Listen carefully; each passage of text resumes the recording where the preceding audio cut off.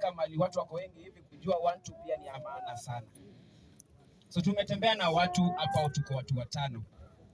Itaanza na our chair lady akuje ajiintroduce, alafu aseme tu 1 minute, alafu tuendelee sababu time.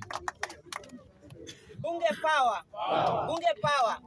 Kwa majina naitwa Achi, bunge chair lady. Nimefurahi pia kuona wamama wako hapa. I hope mnawapatia nafasi pia kutoa maoni. Ama muwapati? Okay, nimesikia mwanabunge mmoja hapa akisema hapa ni pa one term. Hapa ni pa one term peke yake.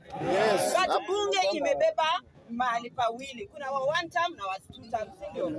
Mimi ni wa two term. Mimi ni wa two term. Napiga two term na sababu. Napiga two term na sababu. Kwa sababu Ruto anafanya maendeleo kila mahali. Sio mahali moja. Kama hujaigomteka ukatibiwa hospitali ndio unaweza sema SHA ifanyi. Wenye wamegomteka wako hospitali SHA inafanya.